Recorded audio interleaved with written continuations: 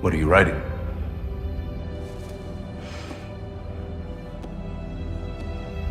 The final chapter. What a game!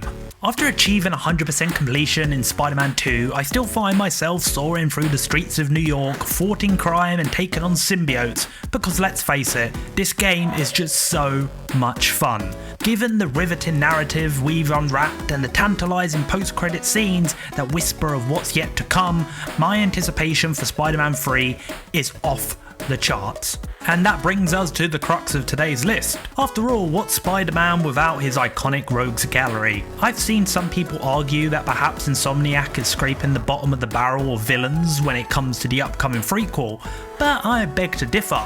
In fact, it was a challenge to whittle this list down to just 5. That's right, today I'm going to unveil my top picks for baddies who should make an appearance to complete the trilogy, delving into how I'd weave them into the narrative and the gameplay experience. I'm Connor from Slurp, and these are 5 villains that need to appear in Spider-Man 3.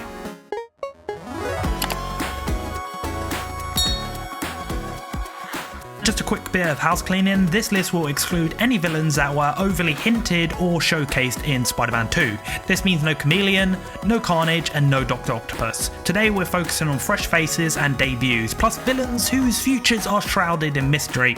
All clear? Excellent, let's swing into action. Number 5. Hydro Man. I've and erred all about exactly how Hydro Man could be introduced in Spider-Man 3.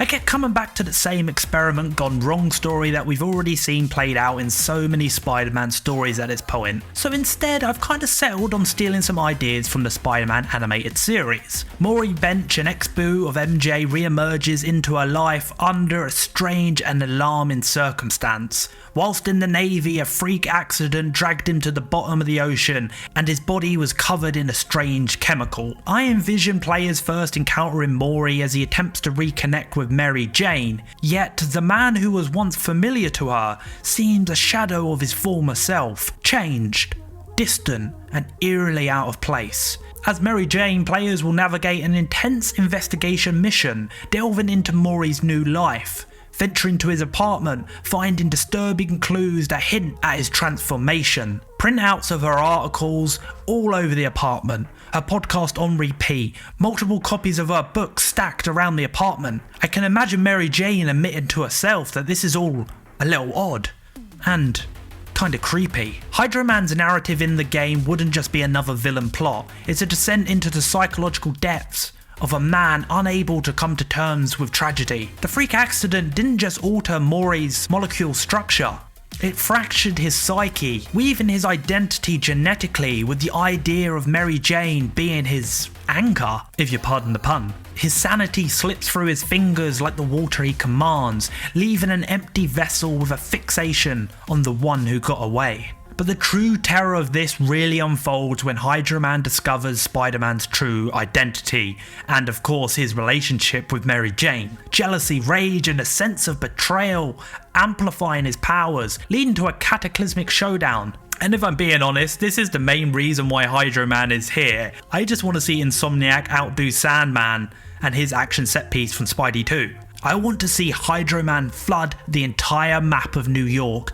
morphing into a massive water giant, dwarfing Sandman's spectacle and challenging Spider-Man in a battle where the entire city becomes a treacherous shifting battlefield. We're talking about tidal waves in Times Square. The battle could begin with Spider-Man's usual web-slinging tactics, but as Hydro Man unleashes his fury, streets become waterways. The flood transforms the terrain, forcing players to adapt quickly. The higher water level could limit Spider-Man's web-slinging abilities, emphasising the use of buildings and water gliding. I also kind of like the idea of MJ being involved in this battle, as Hydro Man is kind of her villain. And this might be a little bit silly, but if we could have a few moments where we switch back to her jet skiing or speedboating across the different areas to work on draining the floodwaters while Spidey is distracted, I think that would be pretty nice. Yeah, I'm pretty sure I made Hydro Man an incel in this story, but you know what? I'm sticking with it. Number 4, Big Will. Okay, please don't click off the video, I am actually serious about this. Big Will is kind of the go-to villain whenever we think about gimmicky Spider-Man villains. He's a character that will never likely show up in the movie universe, so I'd like to see Insomniac have a go at the character. Maybe see if they could change his perception with the general public a little bit. Big Will, whose real name is Jackson Will, is a relatively obscure character in the Spider-Man universe. Originally an embezzler, Will found himself under the threat of blackmail. In a desperate attempt to regain control, Will sought the expertise of the Tinkerer, a master inventor and frequent supplier to the criminal underworld. The result was the creation of the Big Wheel, a massive weaponized mechanical wheel with a cockpit at its center, allowing Will to drive it. And yes, it's as silly as you think it is. What's weird about this whole thing though, is I actually think we could introduce Big Will in a way that would level him up. So when we first meet Jackson Will, we find out he was a high-ranking executive at Roxxon, second only to Simon Krieger. When Roxxon's plans in Spider-Man Miles Morales failed and the company's reputation was severely damaged, Will found himself the scapegoat and ousted, bearing the brunt of the company's fall from grace. With his career in shambles and facing financial ruin, he grows resentful of both Roxxon for betraying him and Spider-Man for triggering the events. The remnants of the underground, leaderless and purposeless after their clash with Roxxon and Spider-Man, are equally resentful. Will, seeing an opportunity and having some inside knowledge of Roxxon's resources and technologies, approaches the underground.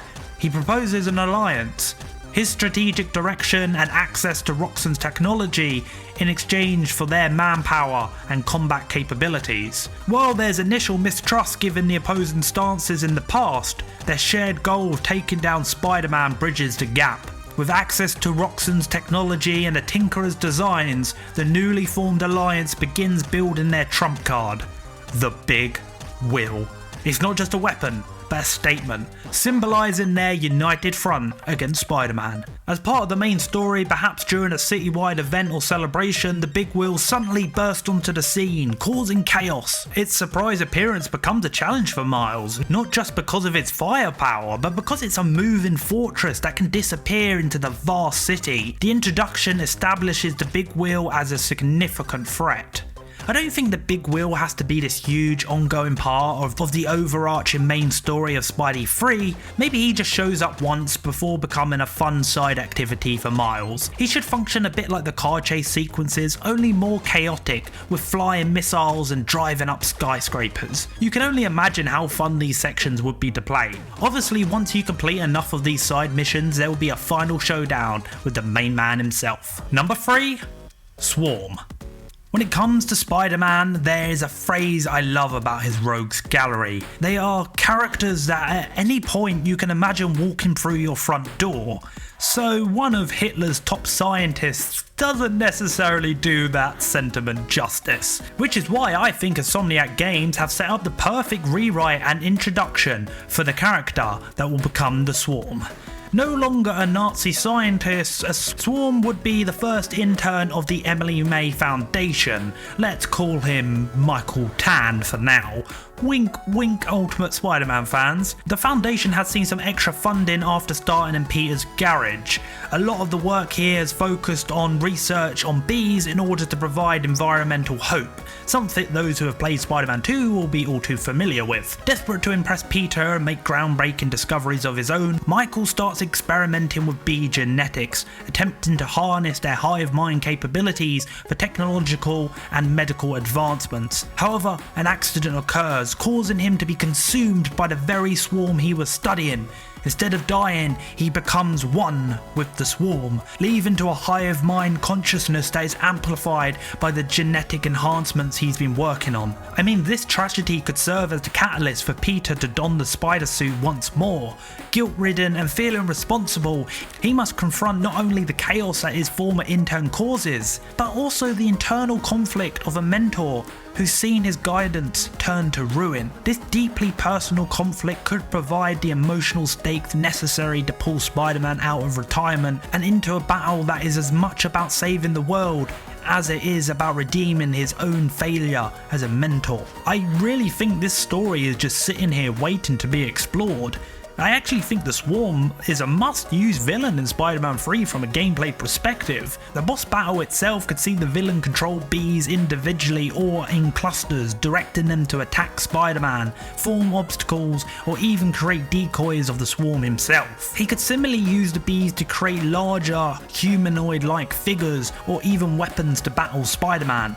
I also kind of like the idea of Spider-Man having to use a specific suit when battling the Swarm, one that could withstand the brutality of the Hive. Similarly, players could use the environment to their advantage, like triggering sprinkler systems to disperse bees, or even using loud noises to disorientate them. Who would have thought a villain about bees would be so perfect, eh? Number 2. The Spot.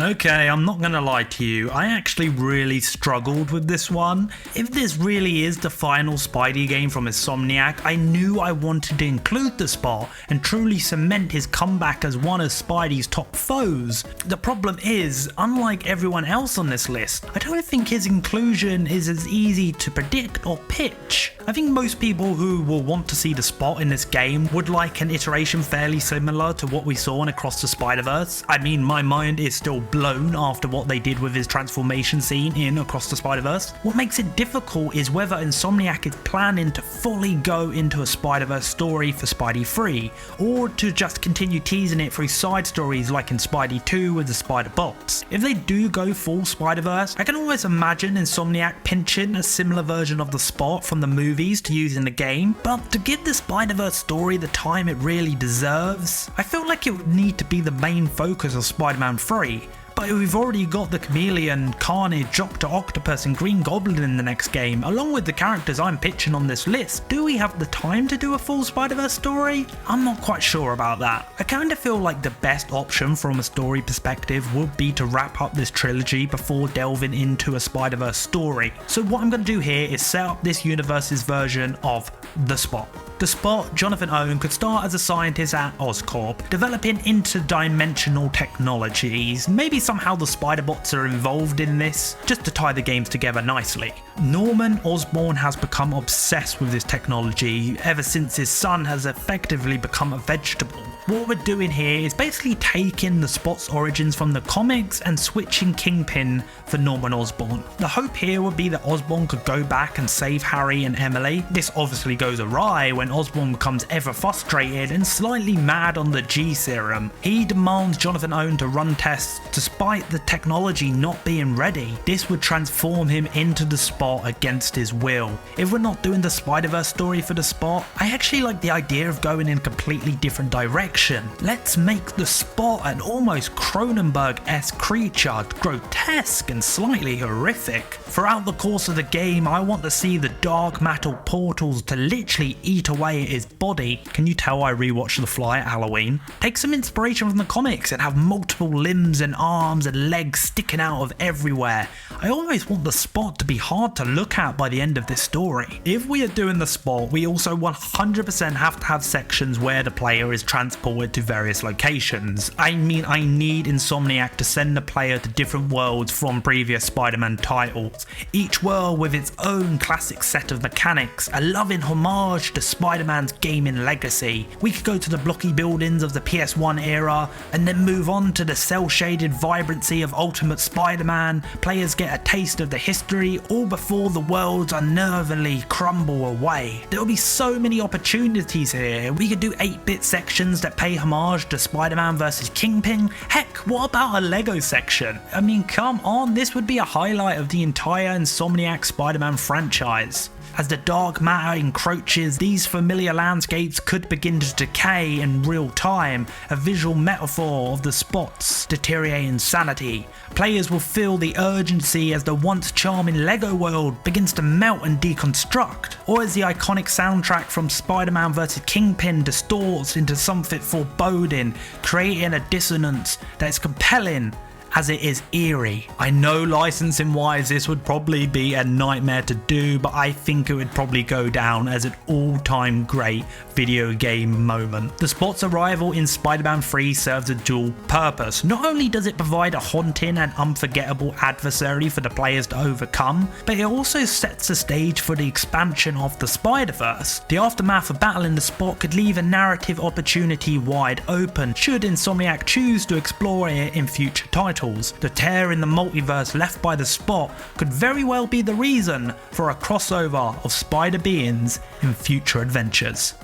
Number 1. The Green Goblin. I mean, was there really ever any doubt? If you really think about it, Norman Osborn and Oscorp have been the root of almost everything that's happened since the first game. It only makes sense that Norman's Green Goblin is the final villain, and the one who's caused Peter the most pain. I'm actually really impressed with the restraint Insomniac has shown by keeping what is arguably Spider-Man's most iconic and recognisable foe for the final chapter in this trilogy. The crew in Insomniac has done such a great job at setting up Norman Osborn and the Green Goblin. There's no doubt in my mind that in the third game we'll see Norman continue to build upon his relationship with Peter, almost seeing him as the only person he has left, his only way to have a connection to Harry, almost a kind of father-son relationship in itself. This is of course going to be brilliantly juxtaposed by the fact that Norman is seeking out revenge on the Spider-Men who he sees as responsible for what happened to Harry. I literally can't wait to see how Norman reacts when he finds out Spider-Man's identity, because it's gonna happen. This is gonna make for some extremely emotional and poignant storytelling. I think the major talking point for fans of this franchise until we finally get a teaser will be what version of the Goblin Insomniac decide to go with. The classic pumpkin bomb glider riding Goblin, or the more monstrous ultimate Green Goblin fueled with fire and rage. If I had to pick just one, I would definitely like to see the more traditional design, but I'm not opposed to the idea of incorporating both. When we see Norman begin to take the G-Serum, we see him with the more traditional Goblin equipment, like the glider and bombs, etc. However, the G-Serum will slowly take effect of Norman's biology, transforming him into a more and more monstrous Goblin-like creature as the game progresses. I think this would really help from a gameplay perspective too, as it would allow for multiple battles with the Goblin that change and force the player to adapt to the ever-changing and more powerful foe across the entire game. And that wraps up our list of 5 villains we absolutely need to see in Spider-Man 3. What did you think of our list? Did we miss a villain? And what version of the Goblin do you want to see in Spidey 3? Leave a comment below and let us know. And while you're here, why don't you subscribe to the channel for more Spidey coverage? I've been Cutter for Slurp, and I'll see ya in the next one. Monsters, tell me, do you believe in those monsters? I'm talking dreams so big that they'll haunt you, or they'll calm you. That's how you know if you got it, go and get it, get to win and not conquer.